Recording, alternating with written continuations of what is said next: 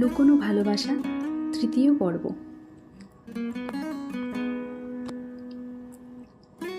আমি রিক্সা থেকে নেমে হাসতে লাগলাম, আর সেই মুখটা গম্ভীর করে আমার সামনে বসে আছে। উঠে দাঁড়াতে পারছে না, হয়তোবা চোট লেগেছে।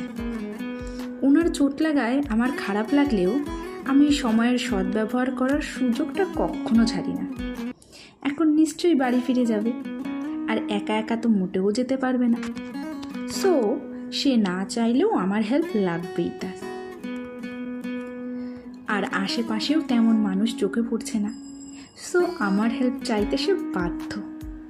পরিস্থিতি বুঝে উঠতে পারেনি রিকশার চালক চাচাও, হয়তো সে নিজের দোষ ভেবে ভয় পাচ্ছে। আমি ইশারা দেওয়ার সাথে সাথেই সে সেখান থেকে চলে গেল। এবার কোথায় যাবে আমার জামাইটা? এখন আমার হেল্প ছাড়া যে তুমি শূন্য। যতই দূরে থাকতে চেয়েছো, এখন তার চেয়েও বেশি কাছে আসতে হবে তোমায়। যখনই আমি হৃদ ভাইয়াকে তোলার জন্য হাত বাড়ালাম, তখনই একটা বাইক এসে হুট করে আমাদের সামনে থামলো। বাইকে দুটো ছেলে ছিল। আরে, এটা তো ফাহিম ভাই, হৃদ ভাইয়ের ফ্রেন্ড। হৃদ ভাইয়ের কথায় যা বুঝলাম, সামনে বাইক চালাচ্ছে ওটা ফাহিম ভাইয়ের ছোট ভাই। হুট করে এমন সময় ফাহিম ভাইকে দেখে আমার খুব রাগ হলো। কোথা থেকে এরা হুট করে উড়ে এসে জুড়ে বসলো কে জানে। আমার রোমান্টিক টাইমটাই নষ্ট করে দিল। রাগে মাথাটা মনে হচ্ছে নিজের মাথাটা নিজেই দেওয়ালে ঠুকে দিই। কী রে বেটা, এত জায়গা থাকতে তুই রাস্তার মাঝে পা ধরে বসে রইলি কেন? ফাহিম ভাইয়ের কথায় হৃদ ভাই রেগে বলল, আগে আমায় তুলবি তো নাকি? হৃদ ভাইয়ের কথায় হাত বাড়ায় ফাহিম ভাই। ফাহিম ভাইয়ের হাত ধরে ভর করে উঠে দাঁড়ায় সে। এই মুহূর্তে আমার রাগ হলো খুব। কোথায় ফাহিম ভাইয়ের জায়গায় আমি থাকতাম, আর সারা রাস্তা সে আমাকে ধরে বাসায় যেত। কিছুই হলো না। তোর ভাবিকে নিয়ে হাঁটতে বের হয়েছিলাম, হুট করে পা মুচকে পড়ে যাই, আর এরপরে তুই আসলি। থ্যাঙ্কস রে দোস্ত। এবার আমায় একটু কষ্ট করে বাড়ি অবধি দিয়ে আসবি? হৃদ ভাইয়ার এমন ডাহা মিথ্যে কথায় আমার চোখ বড় বড় হয়ে গেল। নিরামিষ বেটা এখন নিজেকে রোমান্টিক প্রমাণ করতে চাইছে। শপিং করতে বের হয়েছে, তাও আবার মায়ের চাপে পড়ে, আর এখন বলছে আমায় নিয়ে হাঁটতে বের হয়েছে। এর মাঝেই ফাহিম ভাইয়া বলল, আচ্ছা হৃদ, এক কাজ কর, তুই নাইমের পেছনে উঠে বস, সে তোকে বাড়ি পৌঁছে দেবে, আর ভাবিকে আমি নিয়ে আসছি। হৃদ একটু ভেবে বলল, আর সে কেন তোর সাথে আলাদা যাবে? ফাহিম ভাইয়া একটু হাসলো। তারপর বলল, আচ্ছা তাহলে ভাবি আপনি নাইমের সাথে বাড়ি চলে যান, আমি হৃদকে নিয়ে আসছি। আমি যেন একটা সুযোগ পেলাম। আগেই বলেছি আমি সুযোগের সদ্ব্যবহার করতে চাই না। আমি চট করে বললাম, আইডিয়াটা মন্দ না ভাইয়া, আমি বরং চলে যাচ্ছি, আপনি ওকে নিয়ে আসুন। এর মাঝেই হৃদ ভাইয়া চট করে উত্তর দিল, একদম না। আমি ভুরু কুঁচকে বললাম, কেন? উনি আমার দিকে রাগে লুক নিয়ে তাকিয়ে বলল, আমি বলছি তাই। এখন আমার খুশিতে নাচতে ইচ্ছে করছে। আমাকে নিয়ে সে কত জেলাস যে ফাহিম ভাইয়ার সাথে তো যেতে দিল না, আবার তার ভাইয়ের সাথেও বাইকে করে যেতে দিল না। ফাহিম ভাইয়ার কাঁধে ভর করে বাসায় ঢুকলো হৃদ ভাই। তখন মামি ভূত দেখার মতো চমকে এগিয়ে আসে আমাদের দিকে এবং অস্থির হয়ে প্রশ্ন করে, কিরে, কি হয়েছে তোর? অ্যাক্সিডেন্ট কীভাবে হলো? ফাহিম ভাইয়া বলল, না আন্টি, অ্যাক্সিডেন্ট হয়নি, হাঁটার সময় একটা পা মুচকে গেছে। এরপর হৃদ ভাইয়াকে রুমে নিয়ে শুইয়ে দিল ফাহিম ভাই। আমিও গিয়ে তার পাশে বসতেই সে বলল, ওয়ার্ড্রোবের ভিতরে একটা বক্স আছে, ওই বক্সে একটা মলম আছে, একটু পায়ে মালিশ করে দাও তো আরশি। আমি বাধ্য মেয়ের মতন মলম এনে তার পায়ে আস্তে আস্তে মালিশ করে দিচ্ছিলাম। ফাহিম ভাইয়া তাকে আধশোয়া করে বসিয়ে তার পাশে বসল। হৃদ ভাই ফাহিম ভাইয়ার উদ্দেশ্যে বলল, তো দুই ভাই এখন কোথা থেকে আসছিলি?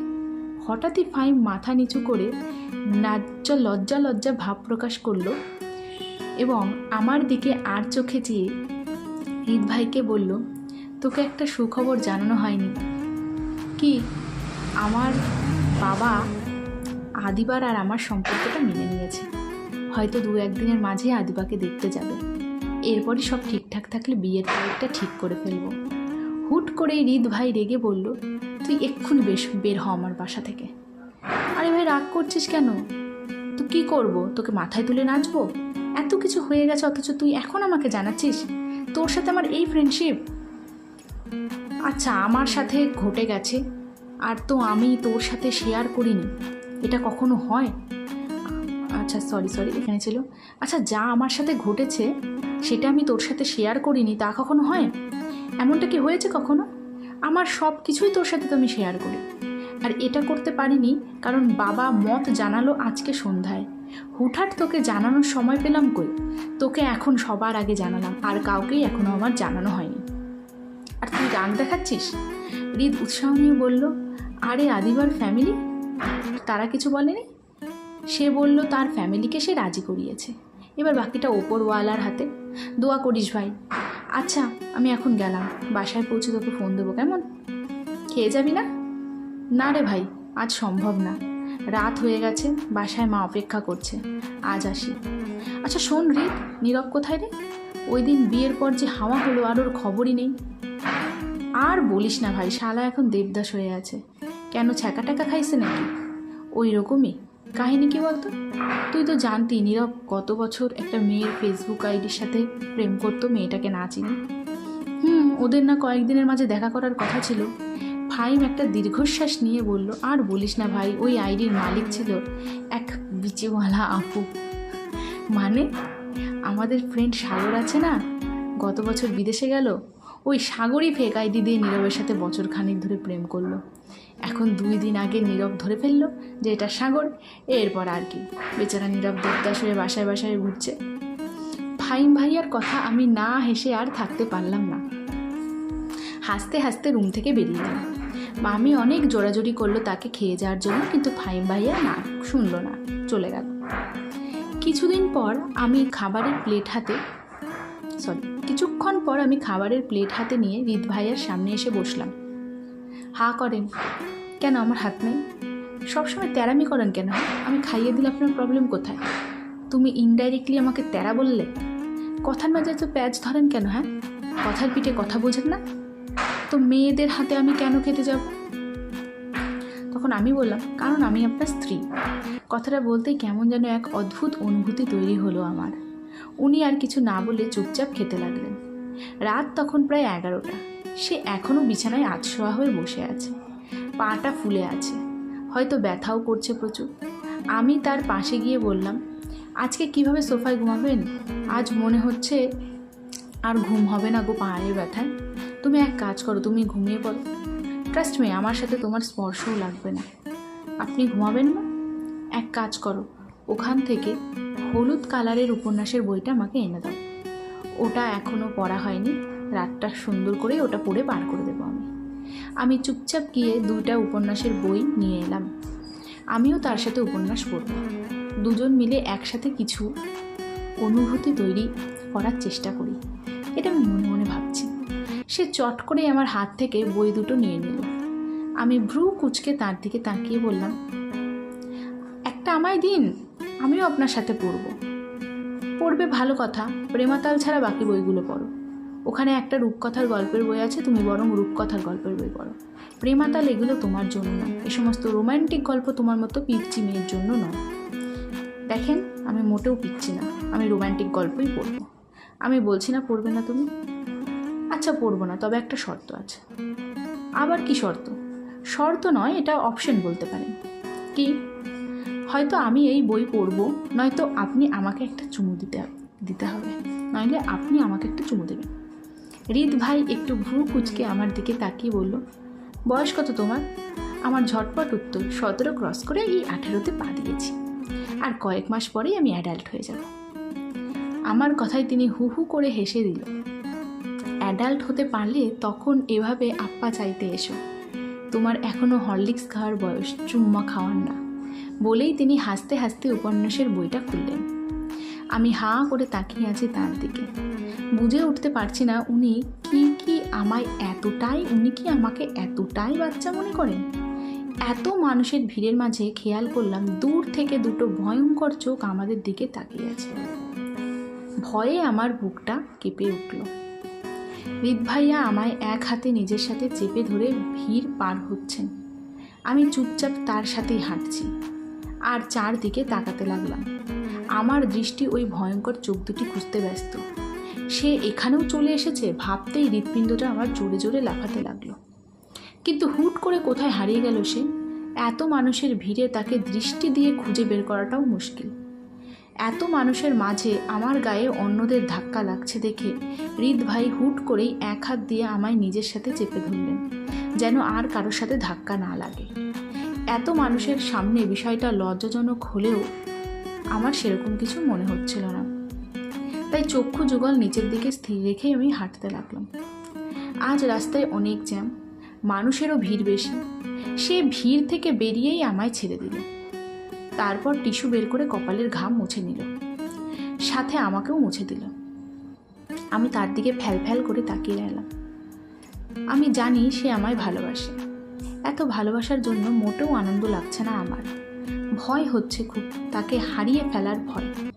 এই 5-6 দিনে খুব আপন হয়ে গেছে মানুষটা। আমার দৃষ্টি এখনো চারিদিকে দৌড়দৌড়ি করছে। এই বুঝি আসিফ চলে আসবে এখানে আর হৃদ ভাইয়াকে মারবে। মুখ দিয়ে রক্ত ঝরে হৃদ ভাইয়া লুটিয়ে পড়বে মাটিতে। আমি কান্না করে দেবো তখন। তার কাছে আকুতি মিনতি করব হৃদ ভাইয়াকে ছেড়ে দিতে।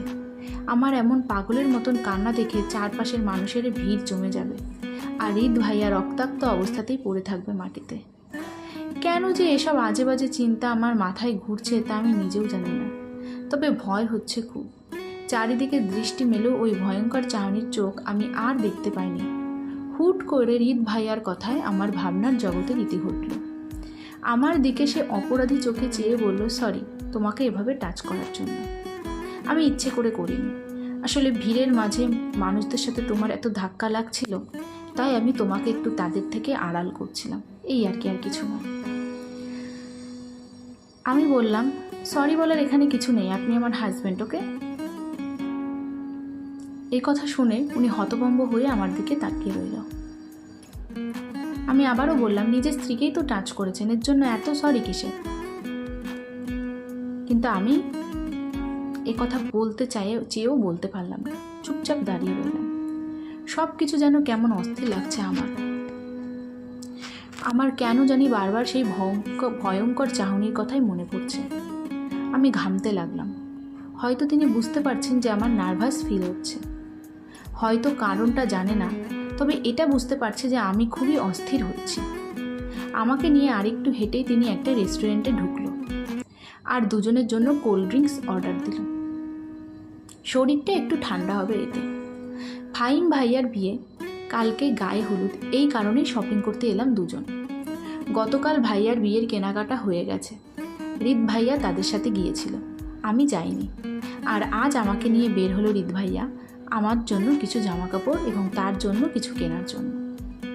কিন্তু এর আগের দিনও বেরিয়েছিলাম পা মচকে যাওয়ার জন্য, সেদিন কেনাও হয়নি এবং তার পায়ে ব্যথার কারণে আর 2 দিন বেরোনোও হয়নি। শপিং মলে ঢুকতেই একটা মেয়ে আমাদের সামনে এসে দাঁড়ালো। হৃদ ভাইয়ার দিকে তাকিয়ে হাস্যোজ্জ্বল মুখে বলল, হাই হৃদ, কেমন আছো? জি আলহামদুলিল্লাহ ভালো, আপনি কেমন আছেন? ভালো। আমি একটু অবাকই হলাম তাদের কথা শুনে। মেয়েটা বয়সে হৃদ ভাইয়ার চেয়ে ছোটই হবে, আর সে হৃদ ভাইয়াকে তুমি করে আবার হৃদ নাম ধরে বলছে, কি ব্যাপার? আর উনি কিছু বিপরীতেই বলছে না কেন? কিছুই মাথায় ঢুকছে না আমার। তবে তাদের এমন ধরনের কথা শুনে আমার গা প্রচুর জ্বলছে।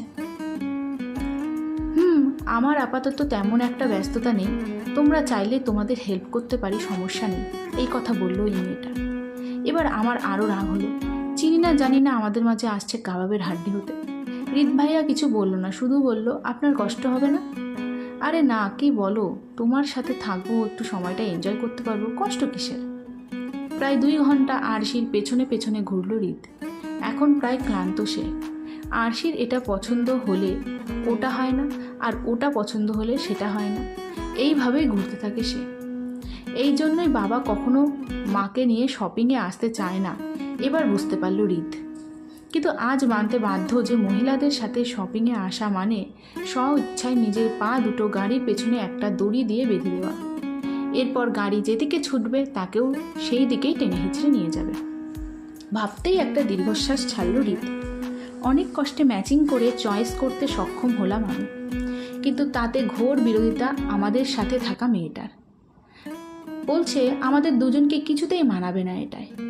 এরপর সে বলল রিত ভাইয়াকে যে এইটা তোমাকে ভালো মানাবে রিত, এটা তুমি নিয়ে নাও। রিত ভাইয়াও কিছু বলছে না, চুপচাপ বসে আছে। আমার প্রচুর রাগ হচ্ছে। আমরা দুইজন এসেছি ভালো কথা, সে আসতে চাইলো, তাকে নিয়ে আসলাম, তাও ভালো কথা। এখন কি সে আবার আমার পছন্দে বাগড়া দেবে? কিন্তু মুখ ফুটে আমি কিছুই বললাম না। গজরাতে গজরাতে একটা রিক্সা ডেকে উঠে বসলাম। আমার পাশে রিত ভাইয়াও উঠে বসলো। মুখটা গোমড়া করে বসে আছি আমি। মামা মামি আমি ও তার জন্য সবার জন্যই শপিং করলো, অথচ আমাদের জন্য আমার চয়েস করাগুলোই নিল না। মেয়েটার ফোন আসলে সে চলে গেল। যাওয়ার সময় রিত ভাই একটা শাড়ি গিফট করলো তাকে। প্রচুর রাগ হলো তখনও, কারণ আমি খুব জেলাস। মন খারাপ? আমার দিকে চেয়ে প্রশ্নটা করলো রিত ভাই। আমি চুপ রইলাম। এরপর সে হেসে আমার দিকে একটা ব্যাগ এগিয়ে দিল। এরপর বলল, কি ভেবেছ তুমি পছন্দ করবে আর আমি তা ফেলে আসব? মুহূর্তেই আমার মুখে হাসি ফুটে উঠল। আমি রিত ভাইয়ের দিকে তাকালাম। আমার রাগ এখনও কমেনি। আমি ওই ব্যাগটা হাতে নিলাম, যেটা মেয়েটার পছন্দে কেনা হয়েছিল। রিত ভাইয়া কারণ জানতে চাইলেও আমি কিছু বললাম না, চুপচাপ বসে রইলাম। বাড়ির সামনে এসে নামিয়ে দিল আমাদের। রিত ভাই ভাড়া মিটিয়ে দেওয়ার পর আমি রিক্সাওয়ালা মামাকে বললাম, বাসায় আপনার স্ত্রী আছে না? সে হেসে বলল, জি আপু। এই নিন, এটা নিয়ে তাকে দিয়ে দেবেন, আর এটা আপনার জন্য। আর এই নিন টাকা। বাসায় যাওয়ার সময় কিছু ফুল কিনে নিয়ে নেবেন, তারপর বাড়িতে গিয়ে সব মামির হাতে দেবেন, দেখবেন খুব খুশি হবে সে। রিক্সাওয়ালা মামা প্রথমে নিতে না চাইলেও পরে নিল। তার চোখে মুখে আনন্দে খুশির ঝিলিক দিয়ে উঠল। এরপর চলে গেল সে। পুরো সময়টায় আমার দিকে এক দৃষ্টিতে তাকিয়েছিল রিত ভাই। আমি তার দিকে চেয়ে বললাম, এবার ভেতরে চলুন। এগুলো ওকে দিয়ে দিলাম তার কারণ অন্য কোনো মেয়ের পছন্দ করা জিনিস আমি পরব না, আর আপনাকেও পরতে দেব না। আর অন্য কোনো মেয়ের সাথে এতটা ফ্রি হওয়ার দরকার নেই, আমার সহ্য হয় না এসব। রিত ভাইয়া তো আমার মুখের দিকে তাকিয়ে হতভম্ব হয়ে রইলেন। আমি তো চলে গেলাম, তিনি হতভম্ব হলেন নাকি মজা নিলেন সেটাও ঠিক বুঝলাম না। বাসায় ঢুকেই মামিকে ডাক দিলাম, মামা মামি কোথায়? মামা বলল, এই তো মামি কিচেনে আছে, দাঁড়া ডাকছি। মামা তুমি কখন অফিস থেকে এসছো? এই জাস্ট আসলাম। মামি তখনই এগিয়ে এলো। মামি আর শিলা মিলে রান্না করছিল। মামা মামির জন্য যে কাপড়গুলো নিয়ে এসেছি সেগুলো তাদের দিকে এগিয়ে দিলাম, আর শিলারটাও শিলাকে দিলাম। মামি একটু হেসে বলল, বাহ, বৌমার তো পছন্দ আছে দেখছি। মামির বৌমা বলা শুনে আমার একটু অন্যরকম ফিল হলো, কারণ আমাদের বিয়ের আগে মামি আমাকে আরশিমা বলেই ডাকতো, আর এখন হুটহাট তার এই বৌমা ডাকে আমি কেমন লজ্জাজনক পরিস্থিতিতে পড়ে যাই। এর মাঝখানে শিলা বলল, ভাবি মোর লাইগা একখানা ওয়েস্টার্ন ড্রেস আছে না, ওইটা নিয়ে আইতেন, পেট দেখা যায় টিভিতে দেখি, মোর লাইগা ওইগুলো নিয়ে আইলে আমি খুব খুশি হইতাম। এই 3 পিসটা তো আমি পরেই চলি, সারাদিন তো 3 পিসই পরি। তার কথা শুনে তো আমি অবাক হয়ে গেলাম। তুমি ওগুলো দিয়ে কি করবে? ও মা ভাই কি কয়, মুই কামের বেটি হইলে কি হইব, মোর কি সকাল্লাদ নাই নাকি? আপনি কি জানেন মোগো বরিশালে কত মাইয়া এইসব ড্রেস পরে, নদীকে গোসল করে? আমি একটু হেসে বললাম, আচ্ছা পরের বার নিয়ে আসবো। এরপরেই মামি আমাদের দুজনের হাত ধরে একসাথে দাঁড় করালেন। এরপর বলল, মাশাআল্লাহ দুজনকে খুব মানিয়েছে তো, দাঁড়া কয়েকটা ছবি তুলে নি। এরপর যখনই তুই চলে যাবি আর আমার ছেলেটা একা হয়ে যাবে, তখনই এই ছবিগুলো দেখে নিজেকে সান্ত্বনা দিতে পারবো যে হুট করে আমার কিছু হয়ে গেলেও আমার ছেলেটাকে দেখে রাখার জন্য কেউ একজন আছে। হুট করে কোনো এক অজানা কারণে মামিকে আমি জড়িয়ে ধরে বললাম, মামি তুমি এই সমস্ত কথা কিন্তু একদম আর বলবে না। আজকের পর্বটি এইটুকুই। পরের দিন আবার নতুন পার্ট আপলোড করব। ধন্যবাদ। ভিডিওটি ভালো লাগলে লাইক করে একটা সাবস্ক্রাইব করে দেবেন।